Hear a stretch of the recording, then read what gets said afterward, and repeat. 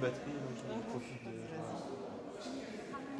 Bon, mais cette fois, on a 10 secondes d'écart. On a gagné 5 secondes par rapport à la dernière fois. Ja, Alors, je Gaat hij rechts in beeld staan, links? nee, recht in beeld. Ja, gewoon recht in beeld. Timmermans gaat recht in beeld. Hij gaat... Ja. Zullen we eventjes rechts doen?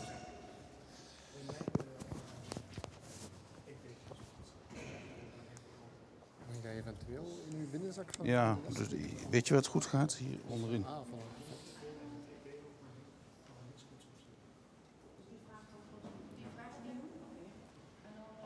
Super, dankjewel. Maar ja, ik vraag ook, wat zeg ik erop?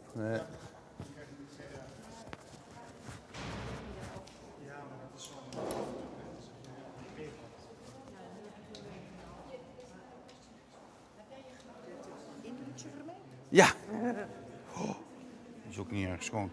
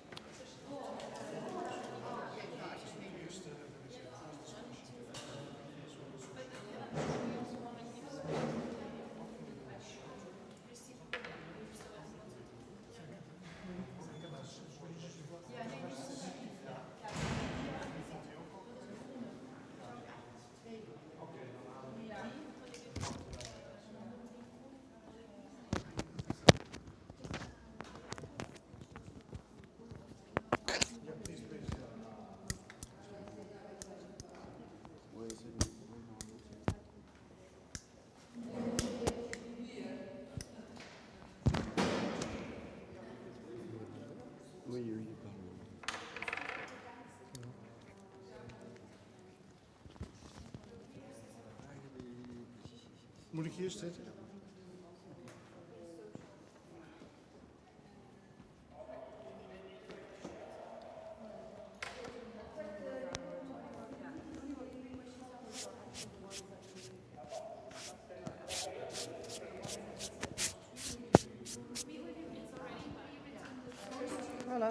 Dankjewel. Mag ik je ook nog eventjes voorzien van een micro, alstublieft? Mag ik je nog eventjes voorzien van een micro? Ja. Mag je in deze zak goed? Daar zit geen gsm op. U komt niet in beeld, hè? Nee, niet in beeld. Alsjeblieft niet. in jouw iPad staan de eerste 3 vragen al onder elkaar. In de Schumann app. In de show, want ik had net een andere app, merkte ik. Schumann groep. Ja, de Messenger groep. Ja, Dat is oké. onder elkaar nu. Ja? Oké. En jij weet, de Nederlandse doe ik in het Nederlands, hè? Ja, toch wel? Ja, niet wat jij wil, hè? Ja. Ik weet pas.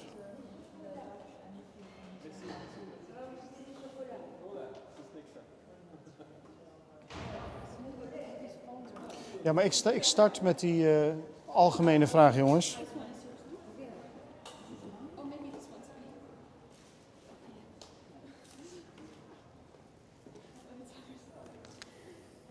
We hebben nog 6 minuten. De positie gaat zo? Ja. Goed.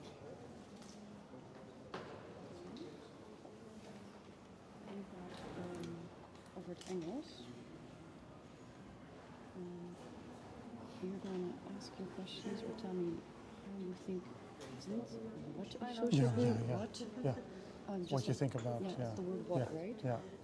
Look like, and I'll answer on how you're tackling. So this should be the word what, right? Ja. En dan gaan we nu luisteren, stel me je vraag of laat me weten hoe jij... Hoe je denkt dat de eruit zou moeten zien. Ja, maar dit is wel de word what, hè? Ja, ben ik mee eens. Oké.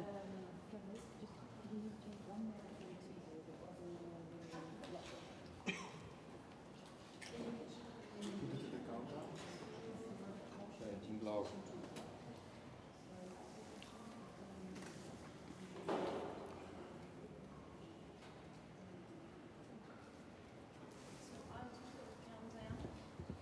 Yeah, say it so he can hear us. Hi. Hi. So I will do the 3, 2, 1 Mhm. countdown. We quietly so that it's not recorded in a way, and then you can start. Okay. And then we'll press the button on our side. So Yeah, and so We're you ready. start with a brief introduction as last time what you're doing, and after that I will immediately come with the first question: how is this commission different from the previous? And then we just go. And at the end I will say last question, you answer that, and then you thank everyone. And yes. Okay. Okay. I think we can. Maar jullie hebben dus ook geen lijn over het Europees. nee, het enige wat ik zou zeggen, luister, helaas, ik ga er niet over. Maar overal waar publiek geld in het spel is, moeten we zorgvuldig zijn en moeten we kunnen verantwoorden. Dat geld maakt niet uit of je nou in Nederland zit of in Brussel, dat is het enige. Maar Het is ook een beetje hypocriet. Hè? Hebben ze ooit aan mij als parlementariër gevraagd of ik mijn lump sum bedragen kon rechtvaardigen? Nooit. Vinden we in Nederland heel gewoon. Naar het in general trek inderdaad. hè, dus dat is zorgvuldig. Maar Oké, ik zou zeggen in deze... Eerlijk gezegd, Nee. in dat hele stuk. Iedereen, het is allemaal keurig in stichtingen en potjes. En, Ja. toch? Ik bedoel, ik vond het... Sommigen willen niet Alles letterlijk laten zien. aangeven Ja. waar ze aan uitgeven. Dat is heel goed terecht. Ja. Ik ga het ook niet verdedigen Nee, hoor, daar heb ik ook nee, geen zin. nee, nee, maar nee, ik heb maar- ook geen zin om hier nog een beetje Nee. in die Nee, ruil te stoken. nee. Want ik ben echt niet overtuigd dat hier nou zoveel aan de hand is. Nee. Het enige wat ik zou kunnen zeggen, mijn eigen lijn is... Kijk, ik probeer vanuit mijn functie ervoor te zorgen dat we maximale transparantie handhaven voor wat we doen. En in deze tijd is de politiek altijd gebaat bij maximale transparantie. ja, maar je moet wel Dan blijf je weg Ja. bij het onderwerp. Maar jij gaat er niet over, want dat was een van de Nee, dat was op het tweet. misverstand. Dan denken ze, oh, Frans Timmermans transparantie, dus die gaat over. Nee, jij gaat niet over het EP. Nee, maar als Nee, ik maar wel een over het positief algemeen, antwoord precies. moet geven in algemene zin, dat deze tijd vraagt om maximale transparantie. En daar werken we de commissie aan, daar werkt het Europees Parlement op hun manier ook aan. En ik zou die dialoog met het Europees Parlement gewoon voortzetten. Ja. Ja, nou, kijk even gewoon hoeveel er Dus, binnenkomt. dus Kijk, als dat echt enorm oploopt... Veel van dat soort vragen Als achter we, elkaar de ja, hele dan. tijd Ja. komen. ja. Maar dit is... Ja, als maar duidelijk is dat jij niet, ja, voor zover je dus niet verantwoordelijk bent voor wat zij doen. Net zo min als Rutte verantwoordelijk is voor de Tweede maar Kamer. je bent als politici met z'n allen verantwoordelijk voor de transparantie in de politiek. Zo wil je het ook zeggen. Ja, maar het is het allerslechtste antwoord op iedere vraag is, gaat er niet over. Ja. Dat Ja. is altijd een kut antwoord. Dan moet je zoveel mogelijk Je kunt best in een vermijden. tussenzin zeggen Ik kan wel dat je er gewoon formeel zeggen, niet kijk, over gaat. het Europees Parlement, Is het, ja. ik ben van een commissie, niet van het parlement, hè, dan zeg je het in Precies. feite Ja. zonder. Ja. Maar- Onze lijn bij de commissie is om over alles zoveel mogelijk transparantie. Kijk, als we beginnen over commissiesalarissen, Ja, dan ben je nog ja, helemaal ja. in de Ja. aap gelogeerd. Dus dat Ja. het debat Transparant is. en elk publieke cent. Dus hier is hier geen water, want ik sta hier te lullen als een dominee, maar af en toe... En als het om publiek geld gaat, moet men zorgvuldig en verantwoordelijk zijn. Ja. Punt. Dat geldt overal. Mag ik jullie ook vragen? Dan kun je in mate van mogelijk om de telefoon even op stil te zetten? Nou, hij staat op trillen, ik maar heb je hem wil hem al- helemaal ik- uit hebben? Ik heb hem nodig. Bij voorkeur. Ja, maar als Ja, ik weet nee, niet dat anders, kan. Ik heb hem niet nodig. Het is moeilijk natuurlijk tijdens een live. Ja, nee, maar zal ik hem op vliegtuigstand zetten dan? Is dat voor jullie het beste? Het allerbeste. Ja, dan doen we dat toch? Enkel van het verhuur. Can you put it on the Wi-Fi here? No, that is what we'll figure it out. Dan moet ik ja, ik heb hem eigenlijk nodig Ja, voor water is wel handig. vragen. Lang, Ah ja, ja. Dus ik hoop niet dat dat... is dat een probleem? Nee, maar het geluid heb je niet nodig waarschijnlijk. Nee, het geluid niet. Maar ik hoop, we hebben net nieuw gekregen vanochtend, dus... Ja, it's on? Yeah. Okay. If it doesn't work...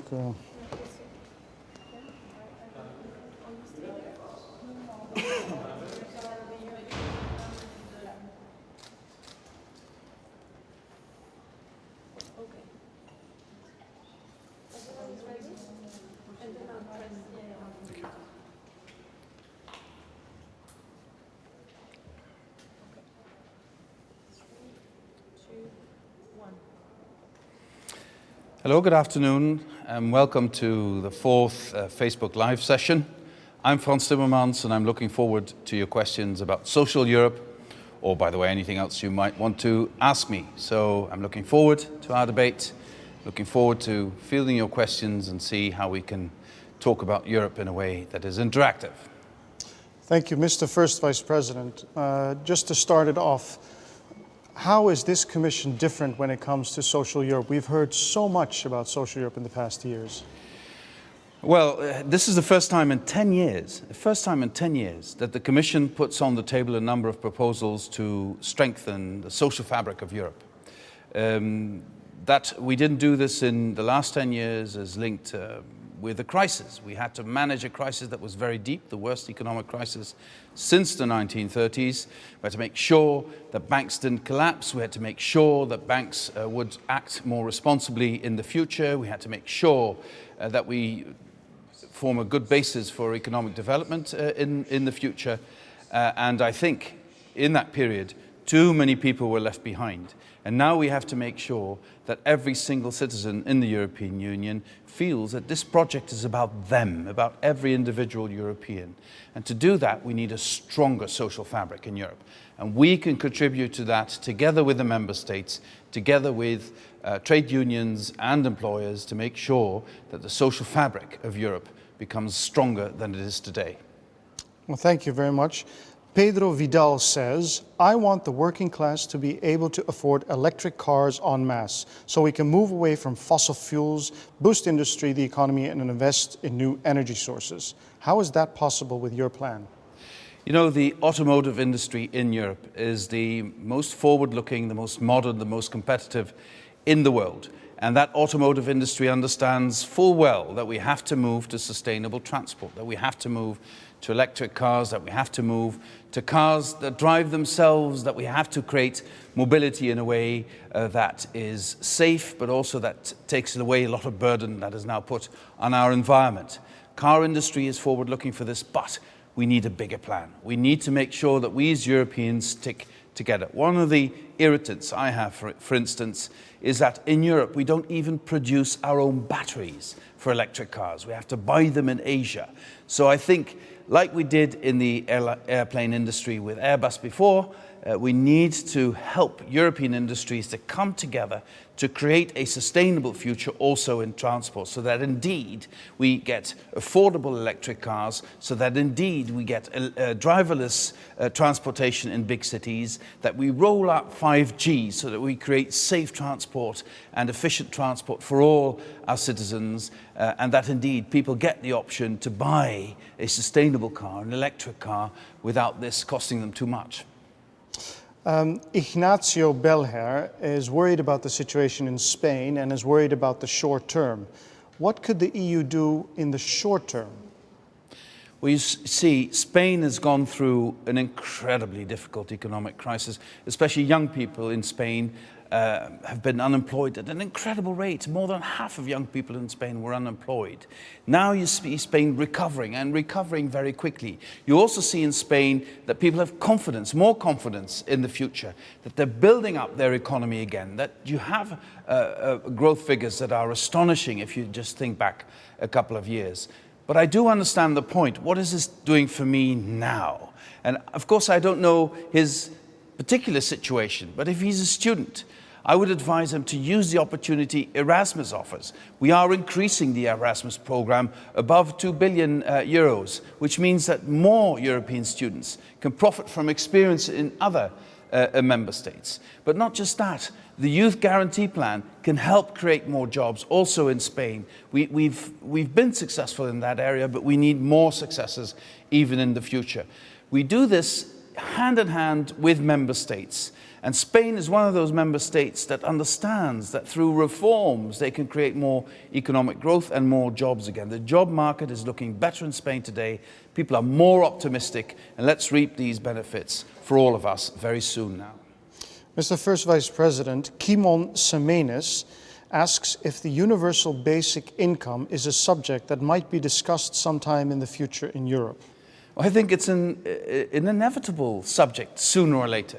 The nature of labor is going to change. And one of the essential elements in the labor market of the future is that you will have to have the capacity to learn new things.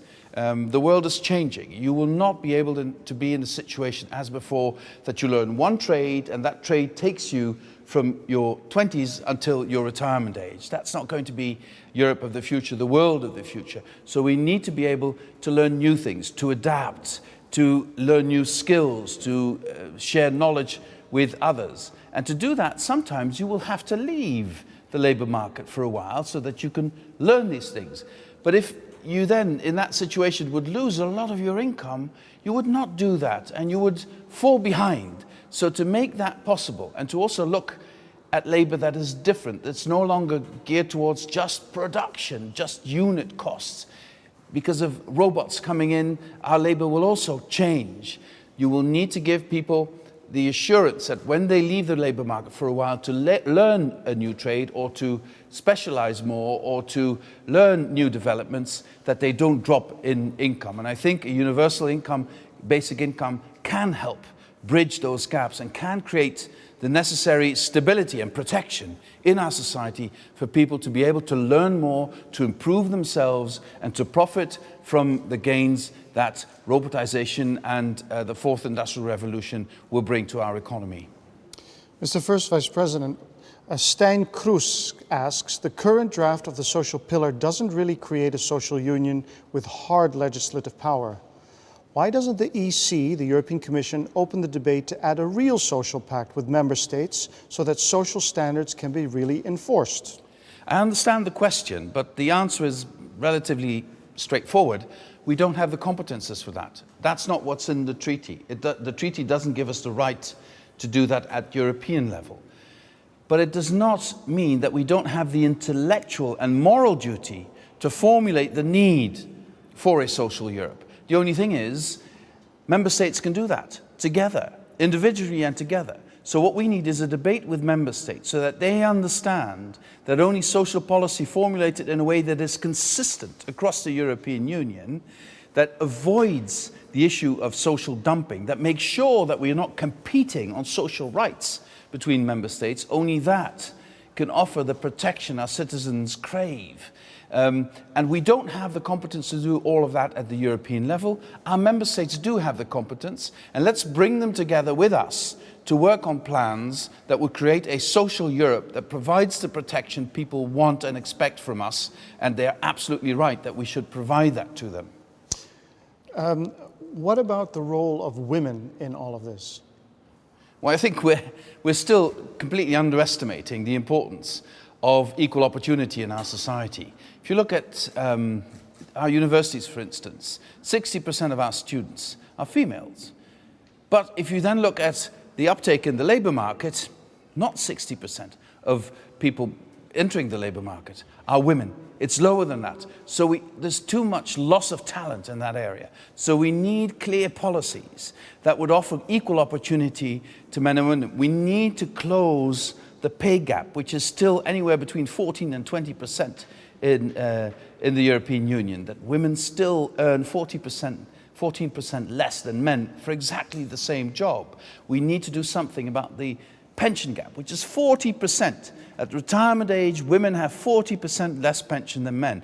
Something we need to fix. We also need to make sure that there is a balance in responsibilities for working and your private life, that fathers take a bigger role in raising our children, that fathers offer an opportunity for women to have a career, that women can strike a balance between their roles as wives and mothers and in the working place. Now the pressure, the social pressure on women is excruciating. It's highly unfair, and we need to do something about this. Some of this will be legislation, but much of this will be debate and a change of culture in the way we relate in our society. Thank you. Johan Nuchteren asks, what do you think of the development in Spain, and you spoke about this before, according to their EU membership in the last 20 years? Well, I think Spain is one of the success stories. I mean, if we look beyond the economic crisis of the last couple of years, which was actually mainly also created by a housing boom, I think that, you know, as a young man, as a teenager, I knew Spain coming out of dictatorship. I went there as a very young man out of idealism to look what was happening. And the country was so terribly poor. But not just poor, or also in a moral aspect. the country was lagging behind the parts of Europe that were free. They had been oppressed so much. They had been given no freedom whatsoever to express themselves. We were talking earlier about the role of men and women. The relationship between men and women in Spain in the 1970s was horrible. Domestic violence was endemic almost everywhere. And if you look at Spain today, the incredible improvement of the society, not just in economics, also in moral terms. If you look at how the outlook of Spanish people on civil liberties, on the necessity of maintaining constitutional order and the rule of law, of equality between men and women, of openness towards the LGBTI community. All these things, in all these areas, Spain has become a trailblazer, has become a leader in the world. And I think this is also linked with the fact that Spain regained democracy and then became member of the European family. The next question is about youth unemployment. Rick de Brij asks, what are you going to do about youth unemployment in the EU? Again, we have several things we can do at the EU level to make sure that young people have better diplomas, and they get better diplomas if they get an opportunity to study in another European country. That's one element. We have youth guarantee plans so that we offer young people the opportunity, even if they don't get a fixed job yet, to learn a trade in practice, in companies, in the market, that will give them an opportunity to improve their CVs and then get a job. We also have to make sure that our education is at the right level so that young people get the diplomas they need. We need to learn from practical experiences which are successful, like in Germany, where people with a professional education are trained on the job in companies. It's a long-standing practice in Germany. I think it would be good if more member states would follow that example. So there are many things we can do, and I am optimistic. I am optimistic because after this long period of hardship for young Europeans, now comes a period of many jobs opening, of actually a shortage on the labour market.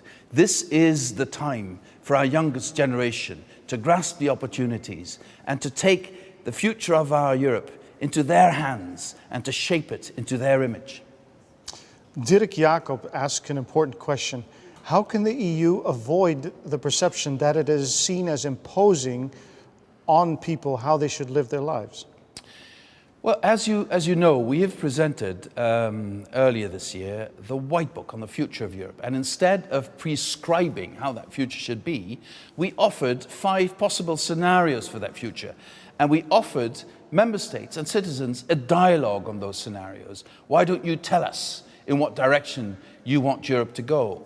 We are no longer in a paternalistic society where politicians like myself will come to you and tell you how society should be formed. We're no longer in a situation that I can go to you and just say, trust me, I've got it, I'll take care of it. It doesn't work like that anymore. You're saying to us every day, show us that you're able to do what needs to be done in society. I like that development. It creates a much more equal relationship. And it means that you have much more influence on your future, if you want it, than you had before. And that is why I believe the opportunity offered by the White Paper to have a dialogue in member states, in national parliaments, in the public sphere about the future of Europe is an opportunity we should not miss. We should use that and then draw our conclusions and then together build a better European future. Alexis Rangel asks, how does Brexit affect this vision of a social Europe? Well, the interesting thing is that in the debate on Brexit in the United Kingdom, in the electoral campaign now, everybody scrambles to say that they want a stronger social fabric in the UK. In that sense, the protection sought by the British people is exactly the same protection as other Europeans expect after this long period of profound crisis. And I believe that we should look at the parallel developments. Why is it that people want this protection more today than before? Why? Because the new world, the fourth industrial revolution, comes with so many uncertainties. The economy is changing so fast, and people want a society that provides and protects, and they want that society to do that together. And to do that in a globalizing world, we need to get organized on a European scale, on a continental scale. That is why the European project has a lot to offer, also for the future. Anita Hazekamp-Tres asks, what about the 50-plus generation in Europe? If they lose their jobs, they hardly have a chance to get a new one. That's true. If you're 50 plus and you lose your job, you have a harder time getting a new job than younger people. Now, what we need to do is to combat age discrimination in the labour market. I think some member states are successful at that, others less, so we should help them find the right solutions and sharing the information about member states where it works. Secondly, we should be very clear of the fact in our dialogue with the private sector that it's in their interest to keep people as long as possible in the labour market. Thirdly, we should look also at new ways in which you can keep people in the labour market longer than before. For instance, to have possibilities of working less when you're slightly older. And I think with all these measures put together, we can create a situation where people do not lose their jobs. And by the way, so many people are retiring now because of the demographic development that the risk that you lose your job at an age of 50 plus is diminishing very rapidly, fortunately. Tejano Panti comments, without classical education, you still can create good workers, but certainly not mature and democratic citizens. What would your response be to that? Well, I don't know exactly what you mean by classical education, but let me give you my reading on this. What education needs to do is to help our children develop the capacity to critical thinking, to looking at things, not taking things at face value, to seeking dialogue, to seeking confrontation with people with other ideas, not to avoid a dialogue with somebody who doesn't agree with you. And I think one of the biggest threats in our society is that we have a tendency to only speak to people with whom we agree. And that doesn't make us better people. We should actually never avoid a discussion with people, even if we fundamentally disagree with their views. Perhaps they can learn something from us. Undoubtedly, we can learn something from them. And I think education should be geared towards that. Critical thinking, to teach our children to analyze, to teach our children to be curious. And Shimon Peres once said to me, progress is a result of two things, dissatisfaction and curiosity. And I think these are the two human characteristics that our educational system should stimulate in our young people. Be dissatisfied with things as they are because you want them to be better. And be curious about how you can make them better and create a better world. There's a follow-up question on this by Astrid van Schoonacker de Groot. And she asks, what should be the main aspects of world citizenship education in Europe, in your opinion? Wow, that's a huge question. What I would see as important is that we learn to not just see that we are different, but also to accept that we are different. And to not see these differences as a source of anxiety or a source of fear, but to see differences as a source of curiosity and to interact with people with different ideas and views and to see whether we can influence them with our views and be influenced by their views. I think what the world needs more today than ever before is dialogue and understanding. We've become better at understanding the fact that we are diverse, but we have not reached a point yet that we know how to translate this diversity in inclusion. And this is the next step in our development. How can we respect diversity, but also be inclusive to people with a diverse background who want to be part of our society? Thank you. Glenn Campbell poses a globalization question. How can we guarantee a social Europe with so much competition in world markets where conditions are often lower and working hours longer? I think because we can guarantee it, because our model is the model most parts of the world aspire to get to. I think that wherever you go, people would want to work in acceptable conditions. Wherever you go, people in developing countries would want to put an end to slavery conditions in the labor market. We want to work in healthy conditions. We want to produce things without depleting the Earth's resources. We're all moving in that direction. What we can do from Europe is stimulate other parts of the world who have a lot of catching up to do to go in the same direction, leading by example. I think what we need to demonstrate in our generation and the generation to come is that we can have high level of social justice and protection and a high level of living without depleting the Earth's resources. That is the challenge of my and next generations. And if we do this right, and we create a world where we can live happily, comfortably, without depleting the Earth's resources, we will set the example for the rest of the world to follow. Piotr Barczak asks, will the EU lead in the circular economy? The waste package is now negotiated in Brussels, but the Council position of all the member states is very low. Yes, we have a lot of convincing to do. There's no doubt in my mind this is the way forward. The circular economy is the economy of the future. Europe is best placed to reap the benefits of that circular economy, best placed above all other continents. But what we need is political will to get there. The industry understands this. The private sector is moving very fast in that direction. In the public sector, people are moving fast as well. Interestingly enough, especially at the local level, you see municipalities moving very fast on these issues, for example, of waste management. And I think this is an exciting opportunity, not just because it's the right thing to do for our environment. It's also the economically most significant progress we can make. It just makes us money if we do that. It creates jobs if we do that. So we shouldn't hesitate to do it quickly. Henk Kluft says that the rules of the political game seem to be changing. How to avoid a clash of generations?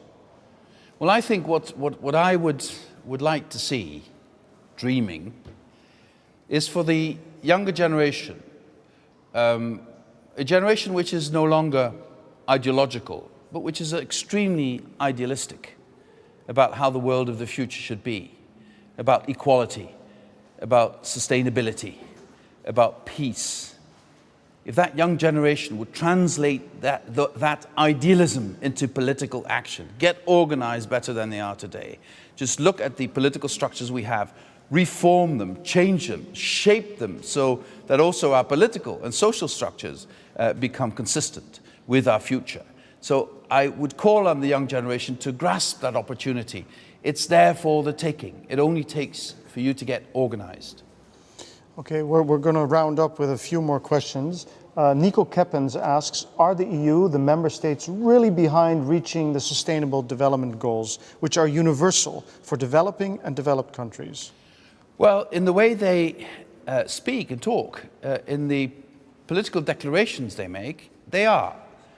But now it should become a matter of policies, of how you translate all these beautiful words into action. And that's what we will be working on in the next year or two, to make sure that we translate the unavoidable Sustainable Development Goals into concrete actions that will create a more just society, because it's also about social justice, an economically viable society, because it's also about economic sustainability, and above all, a society that does not deplete our Earth's resources, and that makes sure that we can live in clean air in the future.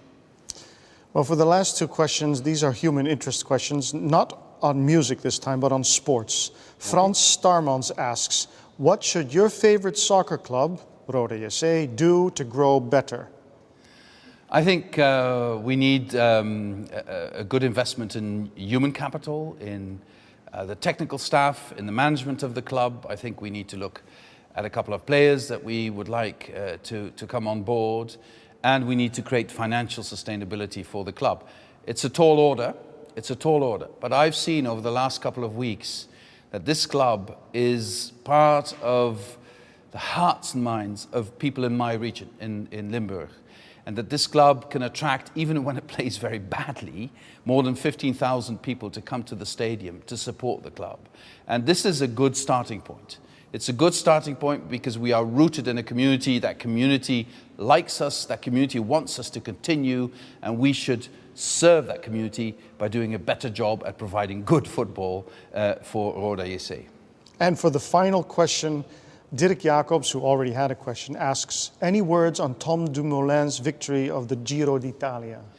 A Dutch columnist wrote to me last night, and he said, this Bert Wagendorp wrote to me, who also follows cycling, and he said, you're probably the only Dutchman who wasn't surprised that Tom Dumoulin won the Giro d'Italia. And indeed, I was not surprised. because I have seen the development of this young rider since he was in his late teens, early 20s.